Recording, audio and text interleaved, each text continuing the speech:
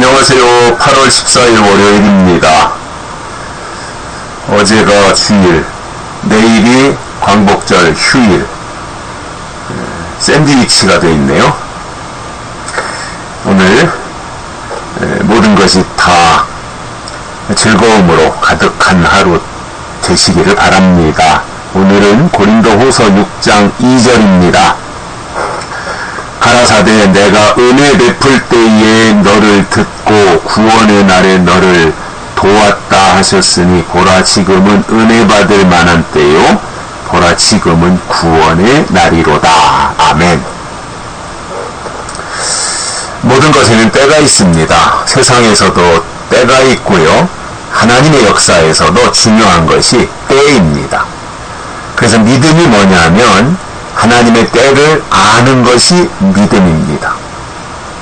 지금이 어느 때인가 이걸 알아야 그때부터 하나님의 뜻에 맞추어 신앙생활을 할 수가 있는 것이지 때를 모르고 어떻게 신앙생활을 할 수 있습니까? 제가 어렸을 때 이제 바닷가에 사시는 분들을 보면 뭐 저희 집도 어렸을 때 살던 집이 이렇게 내려다 보면 저만치 멀찍이에 이제 바다가 보였는데 저희 집보다 훨씬 더 바닷가 가까운 데 사는 분들은 이제 수시로 바다에 가서 뭐 굴도 따고 하잖아요. 근데 그분들 하는 이야기를 어렸을 때도 들어보면 물때에 대한 이야기를 하더라고요. 물때. 그게 무슨 말이냐면 바닷물이 들어올 때가 있고 나갈 때가 있는 거잖아요. 제가 어렸을 때 살던 그 지역은 이제 서해안이니까 조수 간만의 차가 심하지 않습니까? 물이 나가면 저만치까지 물이 나가서 막 바다에 가서 개도 잡고 별것을 다 했고요. 그리고 이제 물이 들어오면 또 이제 바다에서 놀다가 밖으로 나오고 그러한 서해안 밀물과 썰물이 있는 그러한 지역인데 바닷가에 사시는 분들은 그 때를 너무나 정확하게 잘 알더라고요.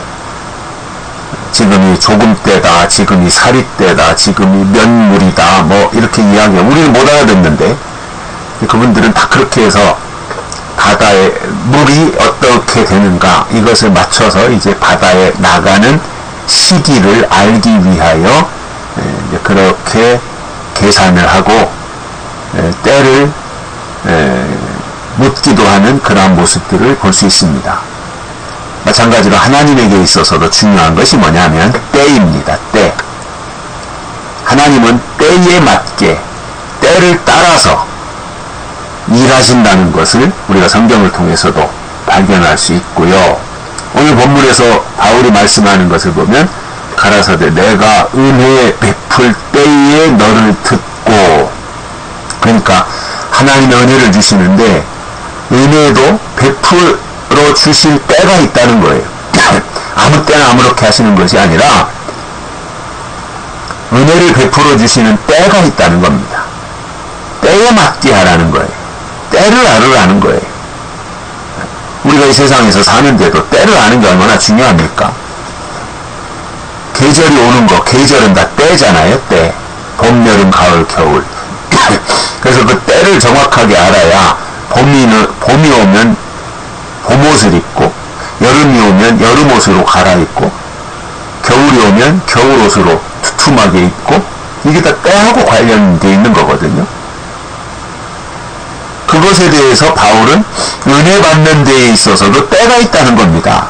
아무 때나 내가 은혜 받고 싶으면 은혜 받으면 되지 뭐 이게 아니라는 거예요. 은혜는 하나님 거기 때문에 하나님이 은혜를 주시는 때가 있다는 겁니다. 그래서 은혜를 베풀 때에 너를 듣고, 그래서 은혜 베푸실 때 은혜의 보좌 앞으로 나아가는 신앙, 그것이 하나님이 받으시는 신앙이고요. 또 구원의 날에 너를 도왔다. 구원도 아무 데나 되는 것이 아니라 하나님이 정해 놓으신 구원의 날이 있다는 겁니다. 은혜 베풀 때가 있고요. 구원의 날이 있다는 거예요. 그래서 하나님의 원리에 맞춰가는 거지요. 내가 내 맘대로 뭐, 아이고, 내가 구원받고 싶으면 구원받고, 교회 다니면 다 구원받는 거지, 뭐. 물론, 넓은 의미로는 그 말이 맞지만, 언제까지 어린아이식으로 그런 식으로 가겠냐는 거예요. 점점 좀 신앙의 폭을 좁혀서 하나님의 뜻이 무엇인지, 하나님의 뜻이 이 시대에 어떻게 나타나는지, 이러한 것들을 알고 거기에 맞춰가야 되지 않겠냐는 거예요. 언제까지 어린아이식으로 가겠냐는 거예요. 그래서 은혜 베풀 때, 구원의 날, 그래서 그때에 너를 들었고 그날에 너를 도왔다. 하나님이 도와주시는 사람이었다 이거죠. 그러면서 하시는 말씀이 뭐예요? 보라 지금은 은혜 받을 만한 때요, 보라 지금은 구원의 날이로다. 그래서 은혜 베풀 때가 있다는 것은 은혜 받을 만한 때가 있다는 겁니다. 하나님이 은혜를 베풀어 주시니까 우리가 은혜를 받는 거지요. 그죠? 하나님이 은혜를 안 베푸시는데 내가 하나님 나 은혜 받게 해주세요. 나 은혜 받고 싶어요.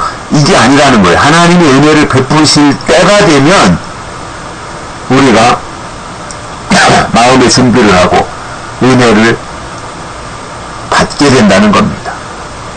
그리고 하나님 예비하신 구원을 받게 된다는 것입니다. 그래서 이러한 원리들을 알고 하나님의 계획 속으로 들어가야 되겠죠. 하나님의 역사 속으로 들어가야 되겠죠. 저는 지금도 그렇게 봅니다. 이제 은혜 시대가 끝나고요. 새로운 하나님의 예비한 환란이라고 하는 소용돌이 속으로 들어가게 될 텐데, 아직은 거기까지 가지 않았지만 앞으로 저는 은혜 시대가 끝났다고 보고요. 여운이 남아있는 것 뿐이지 은혜 시대는 끝났고요. 아직 환란은 오지 않았고요. 대환란. 그 과도기거든요, 지금.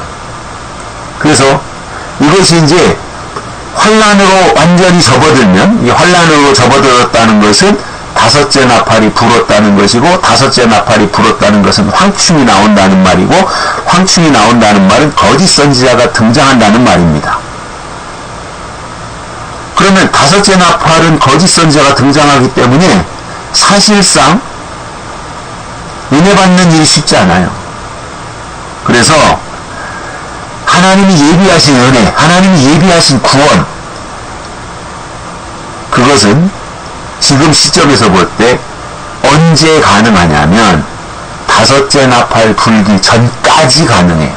즉 넷째 나팔이 저는 하나님이 예비하신 구원, 그리고 하나님이 예비하신 은혜를 부어주시는, 남종과 여종에게 부어주시는 그 절정의 시기라고 봅니다. 그때에 하나님이 베풀어 주시는 그 역사, 하나님이 내려주시는 그 은혜, 그 말씀, 그것을